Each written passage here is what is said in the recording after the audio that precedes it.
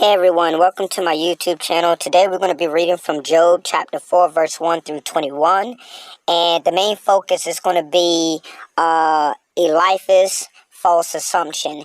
And we're going to be talking about how when you sin, sometimes your sin is not because you go through difficulties and hardships and you start to crumble and fall and things are not working out for you.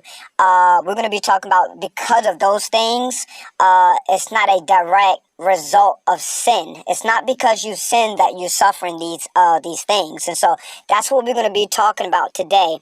Before I get any started, I had deleted some videos off of my YouTube channel, and that was regarding the First Baptist Church in Myrtle Beach. So I did delete some of those things. I felt like my voice was heard. I felt like I got 90 views. I feel like, yes, people heard my voice, and I felt like it gotten out there. The one of the reasons is that I deleted it is because I wanted to keep my channel focused on Bible scriptures and not focus on anything else. Because if that's what I'm going to be doing, I don't want to make my YouTube channel so messy. So that's why I pretty much did that. But before we get started on reading on Job chapter 4, verse 1 through 21, I would like to say that I do miss Lauren with all my heart. And I don't have anything against her personally. I'm not upset about it. During when we had a civil suit or lawsuit, I really technically, honestly, didn't really want to sue her, really. I think some part of me was upset with her, and some part of me, it was hard because it's like you don't want to, but yet you're frustrated, and I just didn't understand if I never contacted someone on December 15th, which I never did, or December 11th, December 16th, maybe yes, but I don't see where I've contacted her on December 11th, and also December 15th, which was both false things that was brought against me, which I didn't understand why. But I don't hate Lauren. I made so many mistakes. I made some mistakes in my life, and I was frustrated with her because one of them was because she didn't like me as I put in a lot of work, a lot of hard work, and I graduated school, and I've done so much, and I wanted her to say, you know what, Keith, look how far you came from me. Look how great you done. But if I really cared about the person, really loved that person to the bottom of my heart, I feel like I wouldn't have acted the way I did. I think I would have accepted her answer and been a little bit more say, you know what, I can accept that. So when you really care about somebody, you don't treat them in a way that is frightening to them, or you don't treat them in a way, if you really love them, you wouldn't do that. You would accept whatever decisions that they make. And I just think that in my personal reality, before we get started, I was just frustrated. I was so angry because, I just graduated. So when you put that much energy for someone and you really care for someone, it just doesn't work out the way you thought it was going to work out, and you're just shocked and you just destroyed. And I've asked multiple different females. I went out looking for different people to date. It's just, I feel like my looks was a problem. I just feel like I just wasn't good enough for her. And I do apologize for behaving the way I did and just acting the way I did. And I just wish I could make a big difference. If I can turn back the hands of time, I will be able to do that. And so, I am going to the Grand Strength Baptist Church, so I did find a different church to go to. I was thinking about getting baptized and just starting over and starting fresh. And so my goal in life, I'm hoping that, we can one day talk again and things like that, and hope to come together and work things out. I'm just hoping she doesn't stay mad at me. I hope she can say, you know what, you admitted to it, and I'm doing it here. I've done some things I'm not proud of, and I don't want to say, you know what, hey, I don't agree, or this should have happened, or hey, I was mad because this happened. Yes, all of these things happen. I had many different reasons to be mad, but it's how you deal with those. And I think one of the reasons was, yes, she didn't like me. I was frustrated, I was irritated, and then you had other reasons in that reason. So it's just a lot of stuff going on, from Dion, the abuse, and just different things that I've talked about in the last video. And so that's pretty much it. I didn't want to or see the need of talking about this. That's what I wanted to talk to you guys about before I started this video in Job chapter 4, verse 1 through 21. And I hope to come back to that church one day.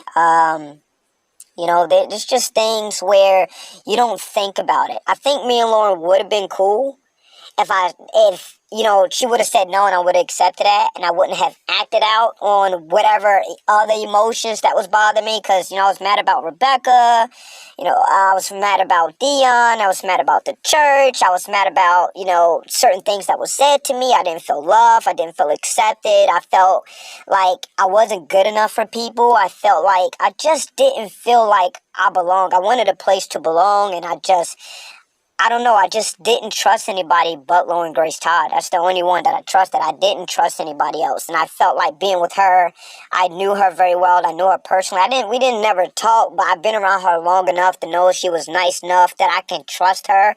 So I guess that's where some of the things, and then coming out is kind of afraid to kind of come out and trust anybody else. And so, their family was the first ones that took me in and fed me and found me a house and things like that. So I give great gratitude to the family and just want to appreciate for the things they've done for me.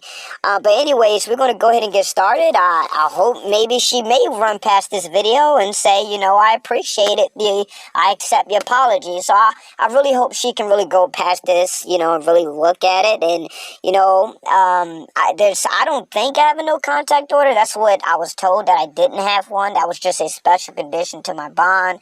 But guys, good news, the charges have been dropped. But right now, I'm less concerned about my verdict and more concerned about trying to build a relationship with someone that I care about, and instead of trying to be something greater here, it's just trying to work on a friendship level and try to be like, you know what, I think I can work on a friend level. So I think that's something that I hope for in the future. I hope one day we may knock heads. She may say, hey, Keith, I just don't want her to be afraid or act uncomfortable around me. If I just don't know what to do to make her feel comfortable, so I don't really know what to do and how to approach her, or what things should I say to her, what things should I not say, how much distance I should have from this person, just those type of things. So I don't know how to make her comfortable with, because I just don't know what to do. So if you guys can pray for me and pray that this thing come together, and that I can start slow just by talking from a distance, and then working our way up, and then trying to find something that can build that relationship. So I really want to work on that.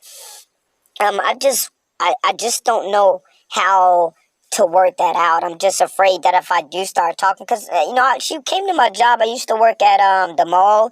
I used to work somewhere in the mall, and she came in. She came in and she was picking out a shirt. And I said, hey, Lauren, don't I know you from somewhere? Because I don't look at her directly in the face. And I said, I know you from somewhere. She said, she was saying she just wouldn't look at me. She was always looking down. And even though I try to keep a friendly conversation, I don't know if she was afraid, but I wish she would have told me. So I could have said, okay, I understand you're a little uncomfortable. Let me back up and give you some space. So I'm really hoping, both of us as adults can learn to come together. Sometimes I'm out by the baseball field in Myrtle Beach,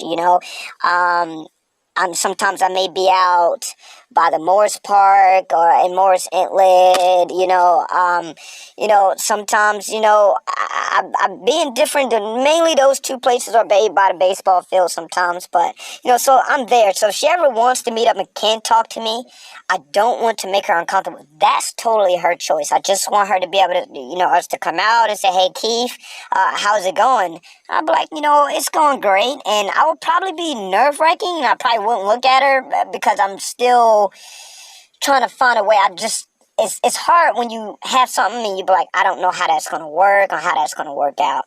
But I'm hoping she get this message. Not that the message is given to her, that I'm speaking to her through a different language. I hope that she across it one day, and maybe she may hear my message and may say, you know what, I'll give you a shot. I'm just praying to heaven above that she will give me a second chance. I've made a mistake. It's my fault. It's nobody else's fault. And I learned that sometimes you can't always say, hey, it's my fault, everyone. I did this to Lauren. I was frustrated about many different things. She had nothing to do with it. It wasn't her fault.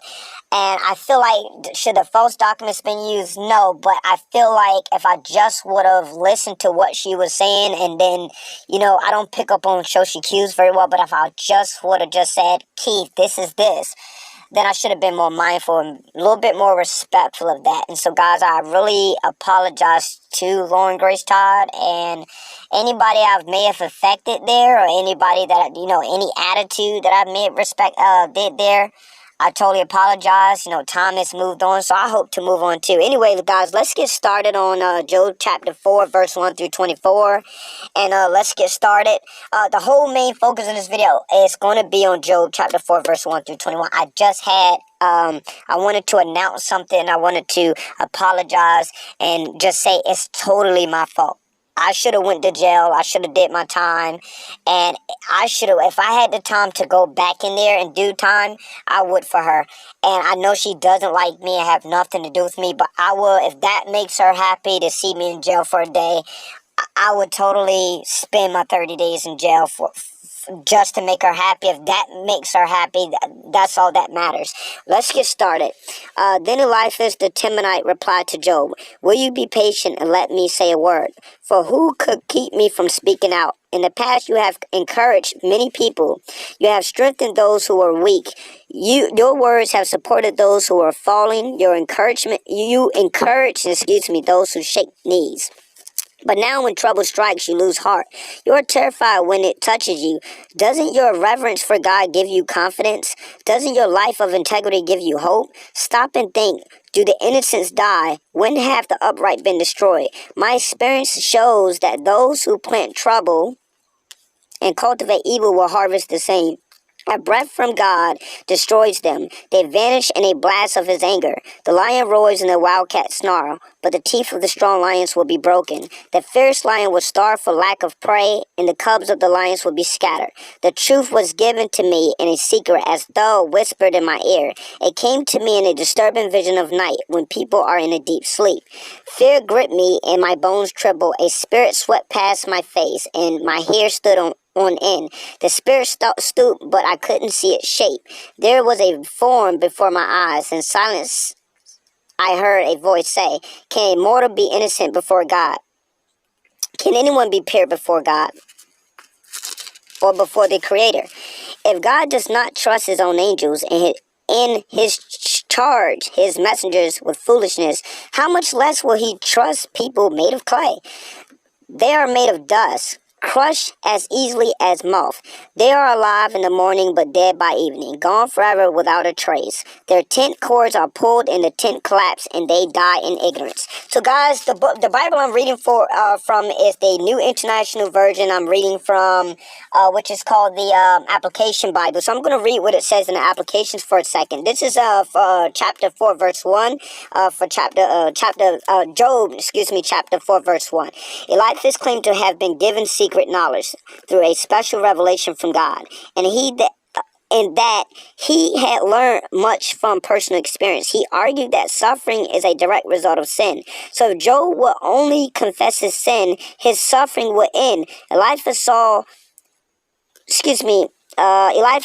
suffering as God's punishment, which should be welcome in order to bring a person back to God. In some cases, of course, this may be true.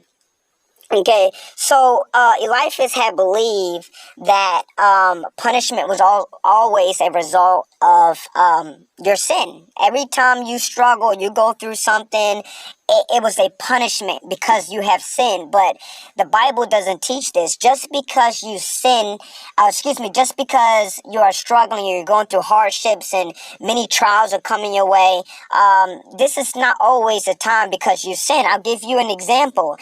People made allegations against me. I lost my apartment. It wasn't true. I also went out here. I got lied on. I was trespassed from the state park in Myrtle Beach. I was also going down to many different hotels. They said we don't want to work with you. This is at the Oceanfront Hotel in Surfside Beach. We just don't want to work with you. And so there are a lot of accusations. There's a lot of things I'm going through, and I'm really having a hard time here and asking you guys to pray for me as well. But I haven't done anything wrong, and yet I'm still suffering to where I can't go to many places because I'm trespassed. I lost my house, so I can't do anything to get an apartment. I've been going through so much struggles in life. And so you guys, as may be going through things, you may lose a loved one, a child. You may struggle and go through different things in your life as far as, going to court, losing custody of your child, and all these different things. Whatever you go through, take a fact check. Take a look at your life and see if you have sinned, and see if God is punishing you for those things. And if you have not sinned, then it is a result of God trying to strengthen your faith. He's trying to strengthen you. But also it could be a result of Satan trying to attack everything that you have on, as well as we just discovered from Job, the chapter 1 verse, and Job chapter 2. So we're going to go ahead and continue. It says, but it was not true with Job. Although Eliphaz had many good and true comments, he made 3 wrong assumptions. Number 1, a good and innocent person never suffers. Those who suffer are being punished from their past sins. Okay? Job, because he was suffering, he done something wrong in God's eyes. Okay, first off, Job never done anything wrong in God's eyes. He was suffering because Satan went before God and requested that everything be taken, even his life. He was good and upright in God's eyes. And so we can see that everyone who suffers, you can look at Job's life and then apply it to your life. Okay, this is chapter 4, verse 7 and 8, excuse me. Part of what Eliphaz said is true, and part of it is false. It is true that those who promote sin and trouble eventually will be punished. I've sinned all before, Lauren. I've done some things with her, and I suffered, so I went to jail for it.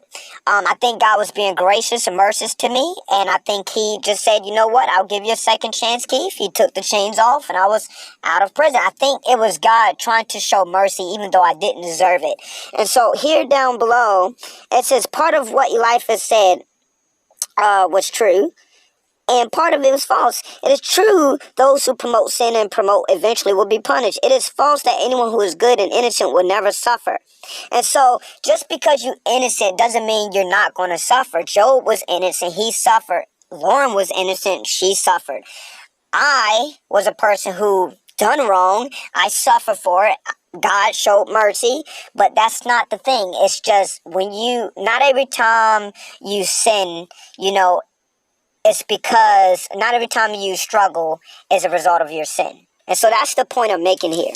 Lauren was a great person. She lived for God, and she went through struggles and everything, and she didn't deserve it, but I think God was just using it for her faith, to build her faith. I don't think I should have done it, so I learned from my mistakes. So hopefully she can forgive me.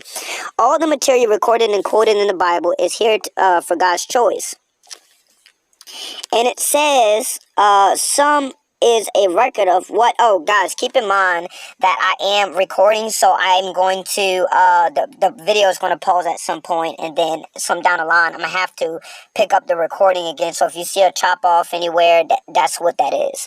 And so all of the material recorded and quoted in the Bible is here by God's choice. Some is a record of what people said and did, but it is not an example to follow. The sins, the defeated, the evil thoughts and misconceptions about God are all in the recorded in the God's divine inspiration inspired word. But we should not follow those wrong examples just because they are in the Bible. The Bible gives us teaching and examples of what we should do and what we should not do. Eliphaz comments are an example of what we should try to avoid, making false assumptions about others based on our own experience. And so God is saying that we should avoid Eliphaz. Avoid that. Sometimes we choose to speak for God and we try to go out here and say, you know what, you sinned because you're suffering some trials. And sometimes people play the God role or play like God has given them some divine vision and God is speaking to them and pointing the finger and say, this is all you. So don't listen to people who point the finger at you. First, take a good look at your life. Be honest with yourself and see if you have committed any sin. And if you have, ask God for forgiveness and he will forgive you. And so that's the thing. If you have sinned, that is the result. If you fact checked yourself and found any sin in your life, then that is the result of your sin. But guys, we're going to pick back up in a few minutes. Okay, guys, I'm back. And so if you're struggling or going through hardships or anything, just remember it's not a result of your sin. You should evaluate yourself and see if you have committed a sin or anything like that. And if you have committed a sin, then that may be what that is. But if you have not, then keep in mind that, Satan can go before God. He can try to attack your faith, destroy everything you own and everything like that. And then it could be a result of God trying to strengthen your faith. And so, guys, one of the things I have not covered is simply to where Eliphaz was saying, one of the things that's true that Eliphaz was saying was that, we start to we get everything that's good and everything is good is working in our favor. And then when hardships come, we fall apart. And that tends to happen to us a lot too. And so even though we have not committed any sin or have not committed that thing, keep in mind that when those things happen and you have not sinned, keep in mind that you have to be with God through thick and thin, even when times are tough and even when there's not. So, guys, I'm not a great speaker, but that's pretty much covers up the entire thing, is that not everything is a result of your sin. And when hardships come, remain faithful to God, all those different type of things. And so I just wanted to have you to keep that in mind. So, guys, I appreciate you guys for stopping by. Don't forget to like and subscribe. Even if you don't, that's fine. I appreciate you. I'll see you next Sunday.